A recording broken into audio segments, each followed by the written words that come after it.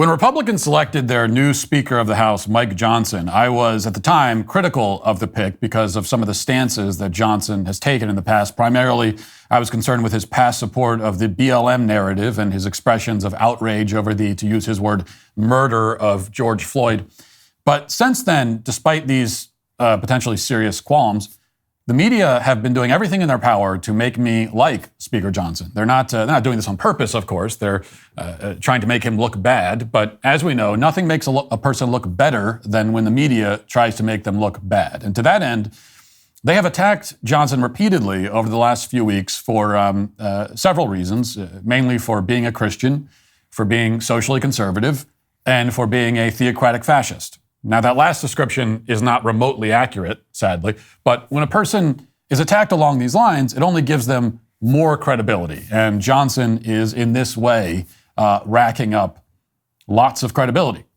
And now we have the most desperate line of attack of all. So the latest crime committed by the new Speaker of the House, according to the media and the gaggle of brain-dead leftist zombies on Twitter, is that, get this, he tried to prevent his children from looking at pornography.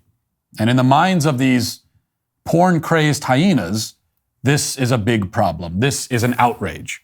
Mike Johnson's attempts to protect his children from graphic sexual content is one of the great political scandals of our time. What kind of freak doesn't want his kids to watch porn, they ask incredulously.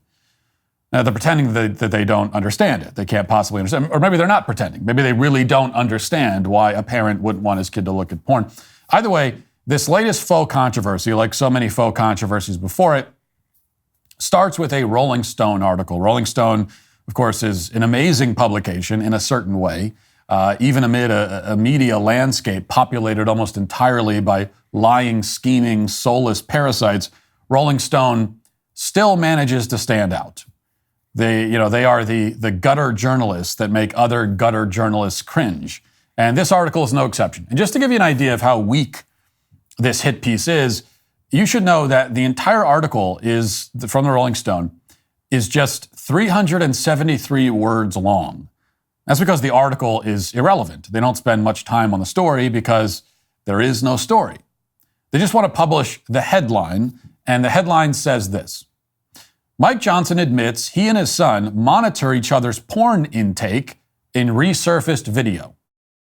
Now, this framing has, of course, been immediately adopted by other media outlets and hundreds of leftists on social media. Many articles and posts have repeated it or a version of it. The left insists that this supposed revelation is creepy and weird and gross. They've called Johnson a predator and so on. And of course, if this headline was literally true, if Rolling Stone was not a worthless propaganda rag, then we'd have to agree. You note the carefully selected phrase, porn intake, which suggests that Mike Johnson is actively consuming porn and sharing the material with his son. Porn intake means that Johnson is a porn viewer, and his porn viewing is being monitored by one of his kids. In fact, the website Political Wire makes this claim explicitly. Here's the headline: Mike Johnson admits his son monitors his porn viewing. Now, this doesn't really imply, but outright claims, that Mike Johnson is actively watching porn and the porn is being shared with his son. If that was really the case, then yes, it would be extremely disgusting. But it is not the case at all. It is a slanderous lie by people who are determined to make normal, responsible parenting into something bizarre and even abusive. This all becomes obvious if you read the article, to the extent that there even is an article to read. But better yet, you could just watch the resurfaced clip for yourself to see what he really said. Here it is. Covenant Eyes is the software that we've been using a long time in our household. I first learned about it at, I think, a Promise Keepers event in the early 2000s. I think it was developed in about the year 2000. But it's the largest accountability software that there is, and there's some paperwork out there on the table that I think everybody may have picked up on the way in. If not, go get it. It's a subscription-based. I mean, we don't make any money on this. I'm telling you, we use it. Okay, I'm endorsing it because I'm a user. It's about $15 a month, $16 a month, something like that. And you get up to 10 devices. And what it is accountability software. So men in a church, men's Bible study groups will do it. That's how it's presented at Promise Keepers. But they also mention, hey, when your kids become teenagers, especially if you have boys, dads, they're talking to the guys at this event, you might want to think about doing this with your sons. And so we've been doing that. And so what it does real simply is it has an algorithm and software. It's way above my head how it works, but it scans, you obviously opt into it, but it scans all the activity on your phone or your devices, your laptop, tablet, what have you. We do all of it. And then it sends a report to your accountability partner. So my accountability partner right now is Jack, my son, right? And so he's 17. So he and I get a report of all the things that are on our phones or all of our devices once a week. If anything objectionable comes up, your accountability partner gets an immediate notice. I'm proud to tell you my son he's got a clean slate, all right? Yeah. Okay, so what's the actual story here? The story is that Mike Johnson monitors his child's internet usage to make sure that his child is not accessing harmful and objectionable material. And the app he's using, Covenant Eyes, also gives his son access to the content Johnson is viewing on his own phone. Now, anyone who is not an insane idiot immediately understands the point of this latter step. You have to be a perverted freak yourself to see it as something perverse. Johnson is obviously trying to model good behavior for his son. He's not having his son monitor his porn intake because there is no porn intake. The whole point is that Johnson doesn't look at porn, and he wants his teenage son to know that he doesn't look at it because he's trying to be a good role model. This is called responsible parenting. And it may be necessary because Johnson's teenage son is living in a culture, same as the rest of us, where people often claim that everyone, especially every man, looks at porn. Porn consumption is treated as some sort of inevitability, as if it's literally physically impossible to refrain. It's important for a teenage boy to know that that isn't true. Okay, it's a lie. It is possible to live free from the clutches of porn. It's more than possible, and there are plenty of men who are in fact living that way. This would seem to be the point that Johnson is trying to make to his son, and it's an important point. Yet again, we're facing the threat of a government shutdown later this month, and the administration will ultimately deal with it the same way they always do, with more spending. More spending will inevitably devalue the dollar. Protect your savings then by diversifying into gold with the help of Birch Gold Group. And here's the best part. When you open an IRA with Birch Gold, for every $10,000 you spend by December 22nd, Birch Gold will send you a free gold bar. Just text Walsh to 989898 to claim eligibility before Black Friday. Birch Gold can even help you convert an existing IRA or 401k into an IRA in gold without taking any money out of pocket, and you still get the free gold bars too. With an A+ rating with a Better Business Bureau, thousands of satisfied customers, you can count on Birch Gold to help you transition an existing IRA into an IRA in gold. Don't let your savings fall victim to further devaluation of the dollar. Text Walsh to 989898. Receive a free info kit on gold and claim your eligibility before Black Friday to receive free gold bars on your qualifying purchase. That's Walsh to 989898. Now, I grew up in a time before smartphones, but we had I guess you might say a version of this kind of system in my house as a kid. The system was simple. We had one computer. It was in the most public and visible area in the house, and anyone could see what anyone else was doing if they happened to walk by. My parents didn't have their own computer in their room or whatever. They used that one computer because they had nothing to hide, and they wanted us to know that they had nothing to hide, and everyone just used the computers. That's it. This is called setting a good example, which is a concept utterly foreign to the leftist social media mob. Now, of course, these days, it's not necessarily practical to have only one stationary device with internet access to be shared by everyone in the home. So smart parents in that case look for other ways to practice openness and accountability in cyberspace. Smart parents, or just smart people in general, parents or not, understand that a desire for secrecy on the internet, wanting to keep your internet activity hidden from your loved ones, is almost always a sign that you're doing things you should not be doing. Things that are harmful to you and to your family.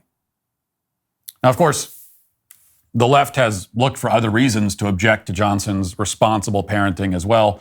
The Rolling Stone throws another line of attack against the wall. Quote, outside of the creepy big brotherness of it all, Receipt Maven also aired concerns about whether Covenant Eyes, which is still a working subscription-based service, might compromise Johnson's devices if he's still actively seeking accountability.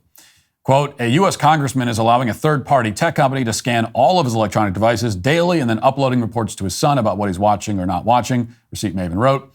Who else is accessing that data? Now, again, if you think it's creepy or Big Brother for a father to monitor his child's internet usage, you are simply too stupid to be participating in this discussion or any discussion. The best thing you can do is shut up, you stupid child, and let the adults have this conversation. Now, I assume you're also the kind of person who would say that telling a child to do chores is forced labor, and sending him to his room is false imprisonment. I can only take solace in the fact that most of these people are childless losers and will remain so for the rest of their miserable lives, which is a good thing because they'd be horrible parents. But as for the other concern, I think we can use our brains and assume that Johnson does not have Covenant Eyes installed on his work devices. It's pretty clear that he's referring to his personal devices and the ones in his home. So in the end, there are two ways of interpreting this story. One interpretation is that Mike Johnson has installed surveillance software on all of his phones and computers, including his work phone and the computer in his office on Capitol Hill, where he then proceeds to download an unlimited supply of pornography, which he shares with his son. The other interpretation is that Johnson has this accountability program on his family's personal devices so that he can protect his kids from pornographic content while also modeling good behavior for them. In other words, you can interpret this like a deranged lunatic who can't comprehend the English language, or like a normal, sane person. And that choice is really up to you. But obviously, this is not really a matter of misinterpretation. We know the real reason why the left is going after Johnson for this, and this is the real point. This is the most important point, that these are weak, frail, porn-obsessed automatons who lack willpower and self-control, and they feel shamed. They feel rebuked whenever they encounter someone who doesn't look at porn, someone whose life isn't dominated by it like theirs is. You know, they view these people who try to live, who make any attempt at all, really, to live a virtuous life, they view them with a mixture of astonishment and hatred, and of course, resentment and envy. They themselves, being so emasculated and feeble and weak and pathetic, can barely even conceive of the possibility of not watching porn. They can't even wrap their heads around the potential of not being a slave to your vices. They are themselves such slaves to their own impulses that they think anyone who exercises self-control is some kind of mutant. And this is not just about pornography, by the way. Anyone who engages in healthy practices in basically any aspect of life is a freak of nature in their eyes. They instinctively lash out against the person because if they don't lash out against that person who's trying to live a healthy life and live a virtuous life, if they don't lash out, if they don't attack, then the other option is introspection. Right? The other option is that they see this person. Maybe they see a family. They see parents that are like attentive and care about their kids and are making a real effort to protect their kids and protect their souls. And they see that and they know that they don't do any of this. And, you know, they can again lash out at that person and try to destroy them. Or they can look at themselves and think, well, man, if this person can make healthy choices and live a good moral life, or at least try to, you know, not perfect, but they're trying, then maybe it's not as impossible as I've convinced myself. You know, maybe I'm living this way, not because it's impossible to live any other way, but just because I'm a coward making excuses for myself. This is the rabbit hole that you threaten to send these people tumbling down if you attempt to live a virtuous life in their presence.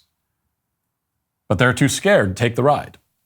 They're too timid and craven to actually look honestly at themselves.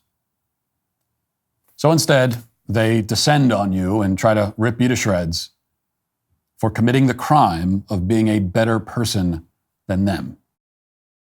Hey, YouTube, thanks for listening to the show. If you'd like access to my full show with no ads, you should go to dailywire.com and use promo code Walsh to get 2 months free on all annual plans. See you there.